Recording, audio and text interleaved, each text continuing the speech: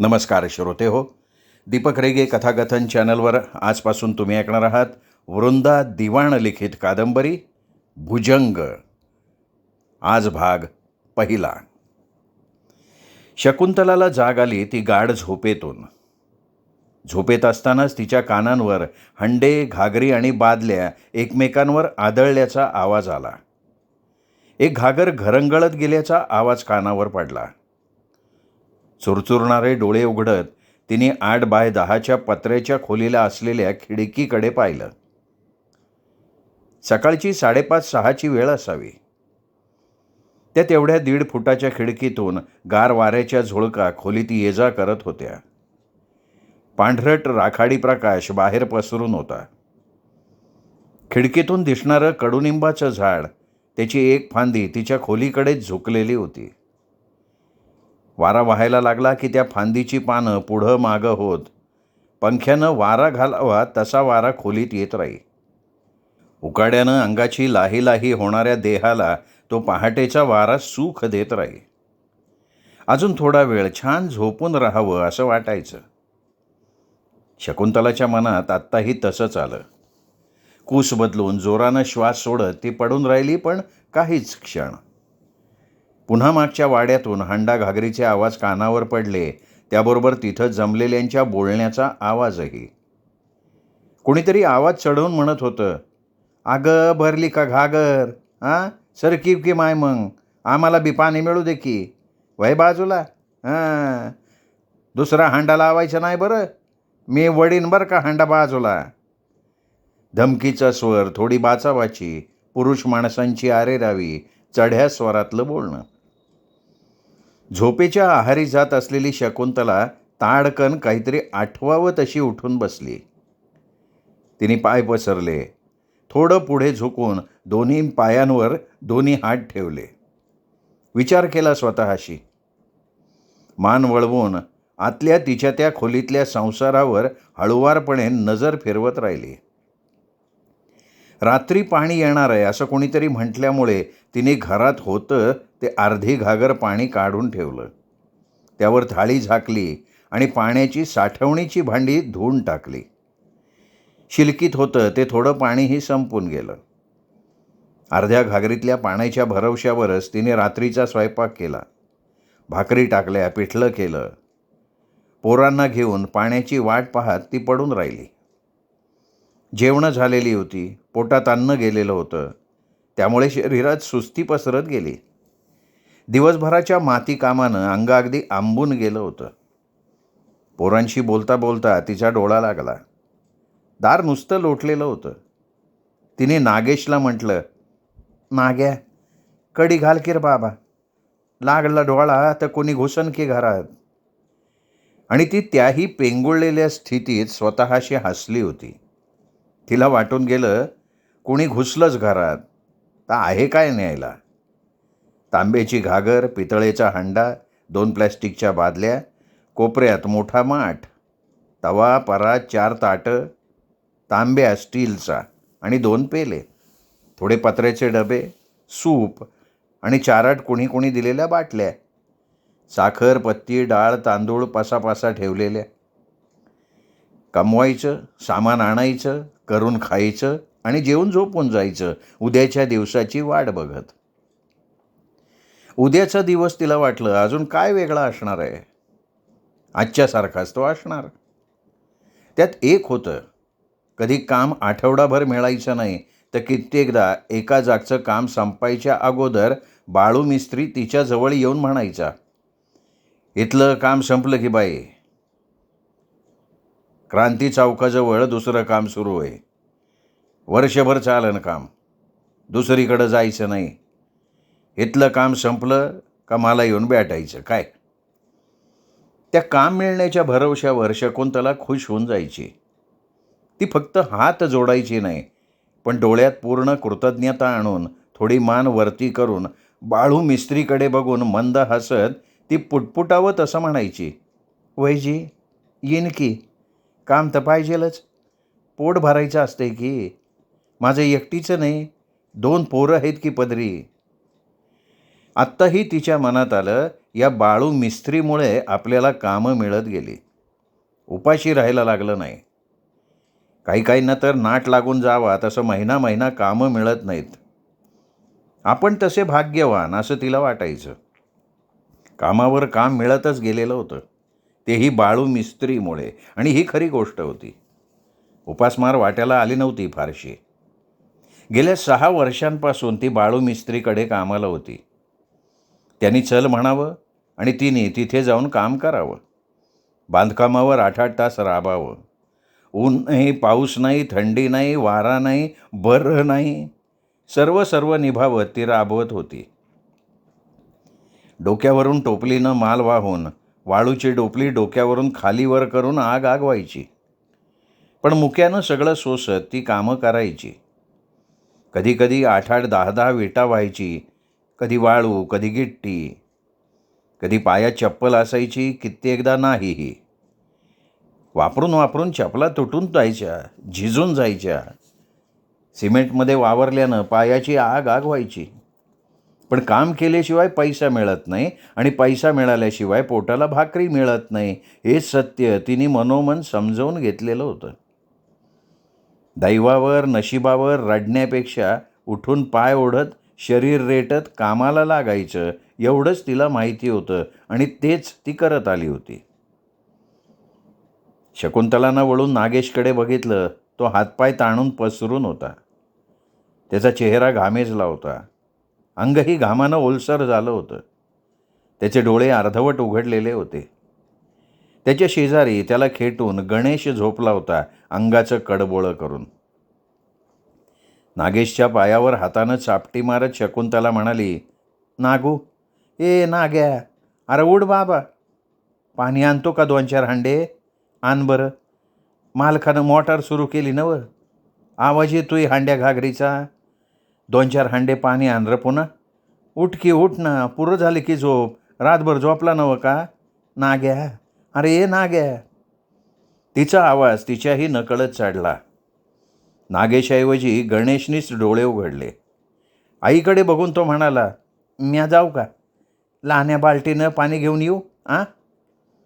त्यानं डोळ्यातली झोप आवरत विचारलं. नगर बाबा, तांब्याभर पाणी काय आणतोस? पळत पळत काय येतोस?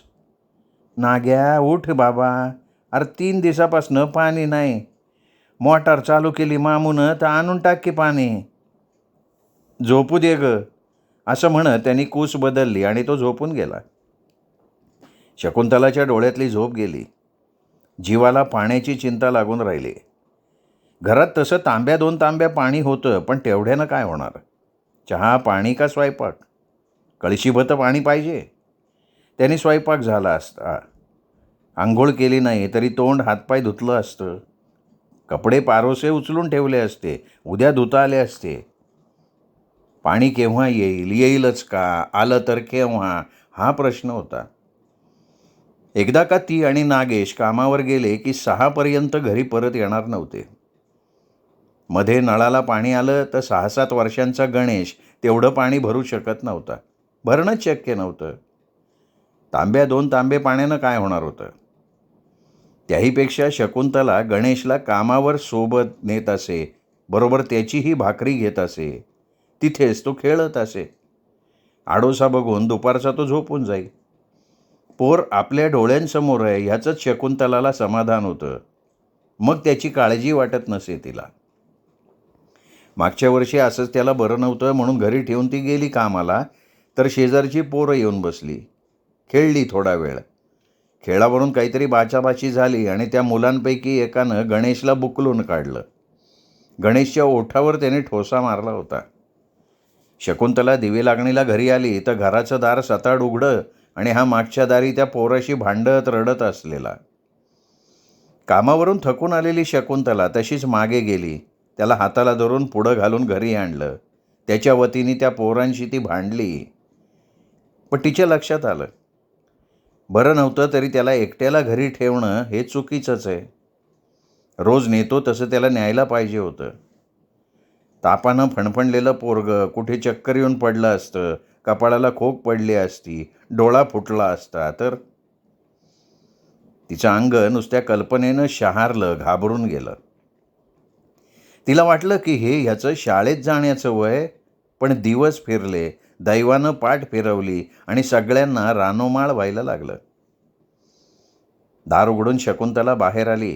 केस सोडून तिने झटकले, केसातून हात फिरवला, विस्कटलेले केस नीट केले, आंबाडा बांधला. तेवढ्यात पलीकडच्या खोलीतनं कमरेवर हंडा आणि हातात बादली घेऊन कुसुम आली. शकुंतलाच्या अंगावरनं घाईघाईनं पुढं जात म्हणाली, पाणी नको आहे का? झोपून हाय लाव. मोटार सुरू केली की मामुनी. आणा की 2-4 हांडे पाणी. नळाच्या पाण्याचं काय खरं नाही बाई. कमरेवर हात ठेवून शकुंतला कुसुम गेली त्या दिशेनं बघत राहिली. वळली. आत येत नागेशला म्हणाली, अरे आण की बाबा 2 हांडे पाणी. इथवर दे आणून, मी घेते. तिथून तर भरून आण. अरे बंद बी करन मामू मोटार. अर्ध्या तासाच्या वर येळ झालाय. उठ बरं नागेश. तिने त्याला हाताला धरून उठवलं. पुढे येऊन हंडा घागर घेतली, त्याच्या पुढे ठेवत म्हणाली, आता तू जातोय का? तिने हात उगारला. नागेशनं रागानं तिच्याकडे बघितलं. तो पाय आपटत नाराजीनं उठला. पायात चप्पल घातली, दोन्ही हातात पाण्याची भांडी घेतली आणि जाता जाता म्हणाला, एवढी 2च आणतो काय? आणि तो गेला. शकुंतला बाहेर येऊन उभी राहिली. उन्हं आता वर आली होती. त्यांच्यातला कोवळेपणा जाणवत होता. अंगणात पिवळ्या पाण्याचा सडा टाकावा तशी उन्हं पसरून होती. माणसं एका गतीनं पाणी मिळतंय तर आणावं म्हणून डोक्यावरून, खांद्यावरून लगबगीनं पाणी नेत होती. झपाझपा चालत होती. मध्येच स्वतःशी बोलत होती. तेवढ्यात सायकलला पिशवी अडकवून ब्रेड, बिस्कुट, खारी, टोस्ट असं करत एक रोजचा मुलगा आला. शकुंतला बाहेर दिसताच थांबला. आपणहून त्याने विचारलं, लेणं आहे का? तेव्हा शकुंतलाचं त्याच्याकडे लक्ष गेलं. नाहीतर तिचं लक्ष नागेश घेऊन येणाऱ्या पाण्याच्या हंड्याकडेच होतं. पुढे होऊन त्याच्या हातातलं एखादं पाण्याचं भांडं घ्यावं हा तिचा मानस होता. त्यात ती दंग होती. आतून झोपलेला गणेश पळत बाहेर आला. शकुंतलाला हाताला धरून हलवत त्यांनी विचारलं, आई अगं टोस्ट घेते ना, घे की. शकुंतला त्याच्याकडे बघून हसली. त्या माणसाला म्हणाली, ठहरो. आत गेली. डब्यातून पैसे आणून त्याच्याकडे देत म्हणाली, 2 टोस्ट देव, 2 खारी बी देव. तिने मोजून पैसे दिले. त्यांनी मोठ्या पेटीतून टोस्ट काढले, पिशवीतून खारी काढली आणि शकुंतलाला दिली. तिच्या हातातून ते घेऊन गणेश आत पळाला. तेवढ्यात नागेश हंडा घागर घेऊन आला. शकुंतलाकडे घागर देत म्हणाला, मामुनी मोटार बंद केली, गेलंय पाणी. आणि तो शकुंतलाकडे बघून हसला. सुटलो या कल्पनेनं. ते तिच्याही लक्षात आलं. नागेशनं दूध आणलं. शकुंतलानं चहा केला. सगळ्यांनी टोस्ट खारी खाल्ली. थोडं पोटात अन्न गेलेलं होतं. सगळ्यांना बरं वाटलं. काल रात्रीची भांडी होती पडलेली. पाणी आल्यावर धुऊ असं तिला वाटत होतं, पण पाणी आलंच नाही रात्री आणि झोप लागून गेली. सकाळी सकाळी जाग आली तर हंड्या, घागरी, बादलीच्या नादानं तवा परात थोडं पाणी घेऊन शकुंतलानं धुवून घेतलं. दिवस वरवर चढत होता तशी उन्हं निबर होत होती. प्रकाश डोळ्यांना भगभगीत वाटत होता. मार्च सुरू झाला होता. उन्हाळा नुकता कुठं सुरू झाला होता आणि पाण्याची ही बोंब. पुढं काय होणार माहीत नव्हतं. परात धुतलेलं पाणी शकुंतला बाहेर टाकायला आली तर कुसुम म्हणाली, तिकडं रेल्वे स्टेशनकडं पाईप फुटलाय. मामू सांगत होता, आज दुरुस्त होणार आहे, रातच्याला येईल पाणी. परातीतलं पाणी झटकत शकुंतला म्हणाली, 3 दिवस जाते, पाणी नाही. मामू मोटर सुरू करतोय ती बरे, नाही तर प्यायला बी पाणी नसतं बघ कुसुम. इथं दाबा धरून राहणाऱ्याचं तेच कारण आहे. त्यावर कुसुमही हसली. तोंडाला पदर लावत म्हणाली, पाणी तर पाहिजेनच की. जेवाय खायला पाणी नको आहे. आंघोळ काय आजची उद्या करन. शकुंतलानं तोंड हातपाय धुतले, कपडे बदलले. नागेश म्हणाला, मला भाकरी दे, मला भूक लागली. ते टोस्टनं काय माझी भूक राहत नाही. भाकर कोरड्यास वाढ. तो मांडी घालून बसला. शकुंतलानं त्याला एका जर्मनच्या थाळीत भाकरी, कांद्याच्या पातीची मुगाची डाळ घालून केलेली भाजी वाढली. पाण्याचा तांब्या जवळ ठेवला आणि म्हणाली, जेव आता नीट. लय उशीर करू न ग. काय तू लय घामाटामा करतो, मिस्त्री सांगत होते. अरे काम केलं तर पैसे मिळतात पुन्हा. हा, मिस्त्री सांगत होते मिस्त्री. त्याने आपटत आपटत घास तोडला भाकरीचा, तोंडात टाकला. तो मन लावून जेवत राहिला. त्याचं जेवण होईपर्यंत शकुंतलानं आपला डबा भरला. ठेचा भाजी भाकरी दोघांसाठी घेतली. हातात कुलूप घेऊन नागेशला म्हणाली, आटप रे बाबा, मला बी जायचंय. रोज उशीर करून कसं चालन. शकुंतला जो जो घाई करत होती तो नागेश हळूहळू आपला आवरत होता. खिडकीत आरसा ठेवला होता. आरशाजवळ कंगवा, छोटा पावडरचा डबा, तेलाची बाटली सुद्धा. थोडं पुढं झुकून आरशात बघत सनम ओ सनम ओ सनम असं म्हणत त्याचं भांग पाडणं सुरू होतं. त्याला घाई अशी नव्हती. घाई होती ती शकुंतलाला. ती चिडत म्हणाली, नागेश, हिरोच झाला वाटतं का रे सिनेमातला. पावडर काय 3-3दा तोंडाला फाशीतो, तेल लावून भांग काय पाडितो, गाणं काय म्हणतो. इतकं करून जायचं कुठं, तर माती कामाला. ती कसनुसं होत हसली. त्याच्या आणि आपल्या दैवाची याद येऊन, आपले दिवस कसे पालटले हे लक्षात येऊन. कंगवा ठेवत नागेशनं खिडकी बंद केली. दोरीनं खिडकीचं दार बांधून घेतलं. खोलीत त्या भागात अंधार पसरून गेला. तो शकुंतलाला म्हणाला, ते मिस्त्री काय म्हणत होते. कशाच्या बाबतीत रे. तिने कुलूप खिल्ली नीट धरत विचारलं. आई, अगं मला हे माती काम नाही ना आवडत. माझ्यासाठी दुसरं कोणचं बी काम बघ, ये नको.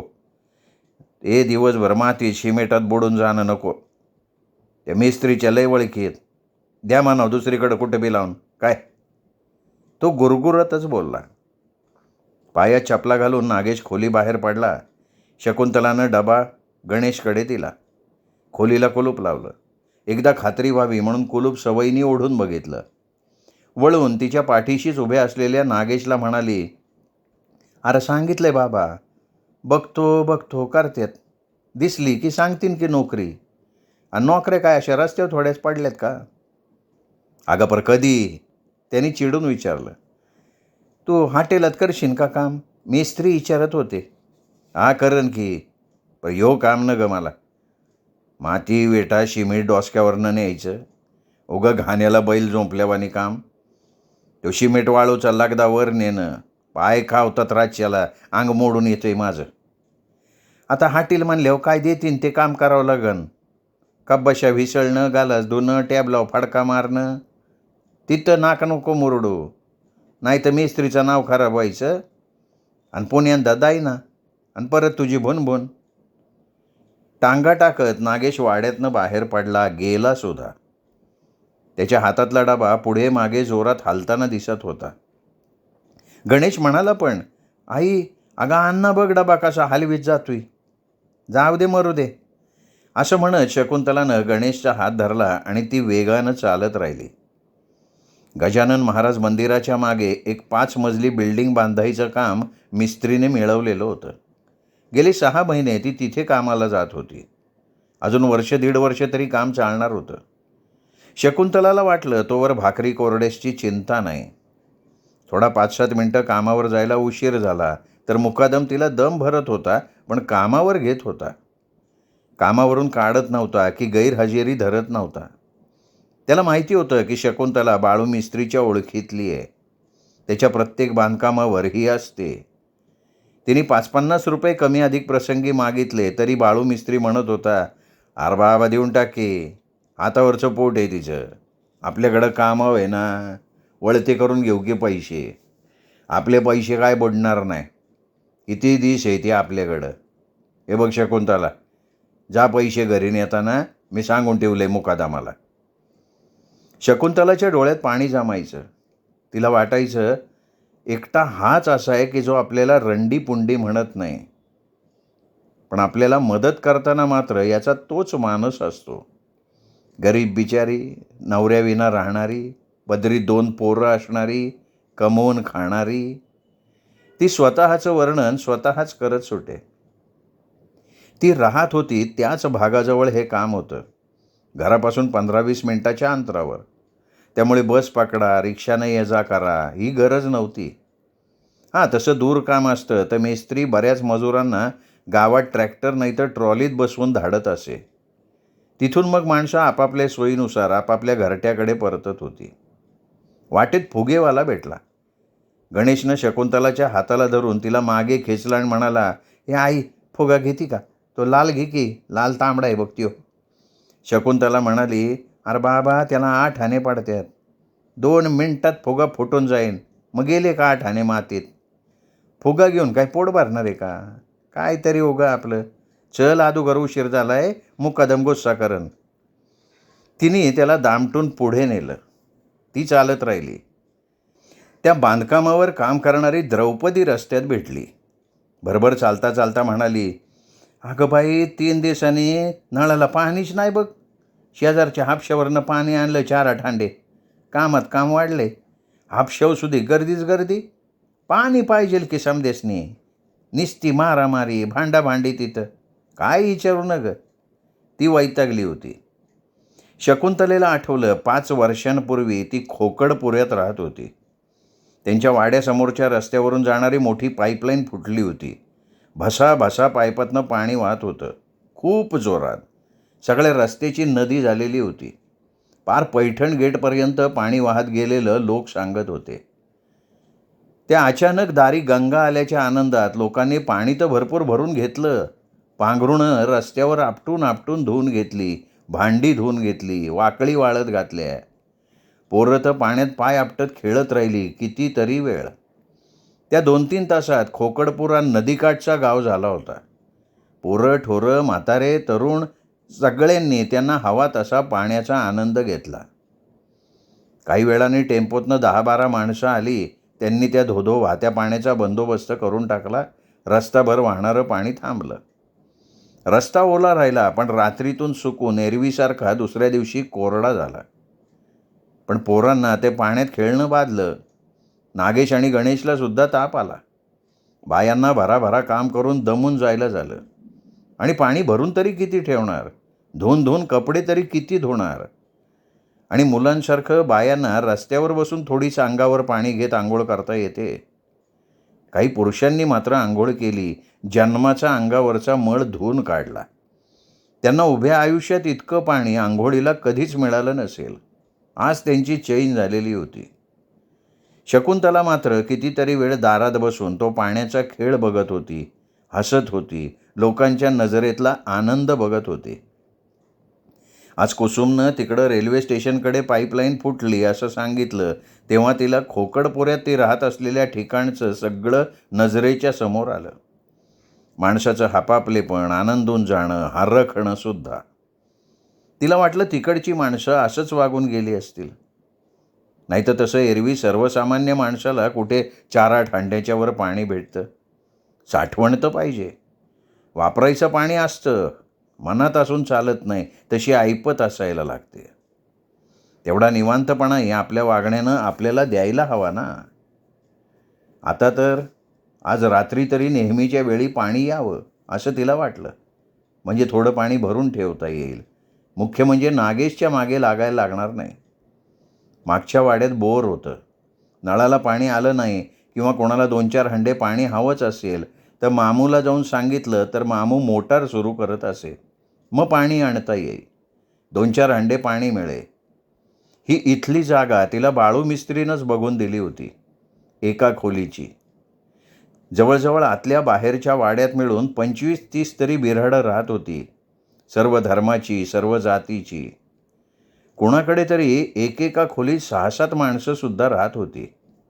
खोलीचा उपयोग फक्त शिजवून खाण्यासाठी, भांडी-कुंडी, कपडे लत्ते, डबे-डुबे ठेवण्यासाठी.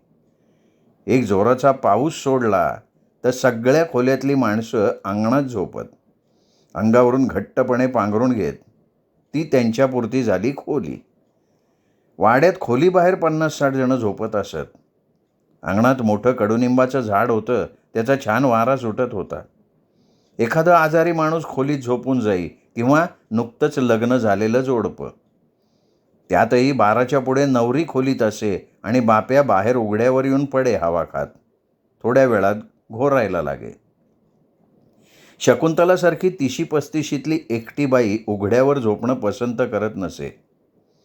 नागेश पोतं घेऊन बाहेर पडायचा खूपदा. पण शकुंतला बाहेर कितीही उकडलं तरी उघड्यावर येऊन पडत नसे. रात्री झोपेत माणूस गाढ झोपतं, कुठे अस्ताव्यस्त झोपतं. साडीवर सरकली, पदर अंगावरनं घसरला, कोणाची नजर गेली तर तिला ते नको वाटायचं. नागेशचा आधार वाटायचा नाही. तिला बाहेर झोपायची भीतीच वाटायची. खोकडपोऱ्यात पाण्याचा फार त्रास व्हायला लागला आणि तिने ती खोली सोडायचं ठरवलं. तसं ती मिस्त्रीला म्हणाली, मिस्त्री, अहो दुपारचं आमच्या लेनला पाणी येतंय, दुपारी 2 वाजता. काय करावं? घर सोडावं असं म्हणत येते बघा, पण खोली तर मिळायला पाहिजे का नको? पाण्याची सोय असेल ना, तिथं बोऱ्या बिस्तर हलवायचं आहे काय? आणि मेस्त्रीनी ही खोली तिच्यासाठी पाहिली. तिने येऊन पाहिली खोली. या बाहेरच्या वाड्यात एकेका खोलीत 8 भाडेकरू होते. संडासला बाहेर जायचं. 2 आडोशाला अंगणात न्हाण्या बांधल्या होत्या. मुख्य म्हणजे मागच्या वाड्यात बोर होतं, मालकाचं, स्वतःच्या हक्काचं. नळाचं पाणी पुरलं नाही, नळाला पाणी आलंच नाही, तर मामू मग मोटार सुरू करून देई. सकाळ संध्याकाळ. उन्हाळ्यात स्वखर्चानं टँकरसुद्धा त्यांनी 1-2दा मागवला होता. तसं पाणी नाही असं व्हायचं नाही. थोडं का होईना पाणी मिळायचं, पण शकुंतला पुढे दुसराच प्रश्न होता. एक सल होता मनात. तो मनातला सल कोणापुढे सांगणं शक्य नव्हतं आणि तो मनात ठेवून सोसताना मनाला यातना होत होत्या, अपमानी जीणं तिच्या वाट्याला येत होतं. श्रोते हो, हा होता पहिला भाग वृंदा दिवाण लिखित भुजंग या कादंबरीचा. शकुंतलाची गोष्ट अशीच पुढे चालू राहणार आहे. पुढच्या भागात काय घडतं ते ऐकूयात उद्या दीपक रेगे कथाकथन चॅनलवर. नमस्कार.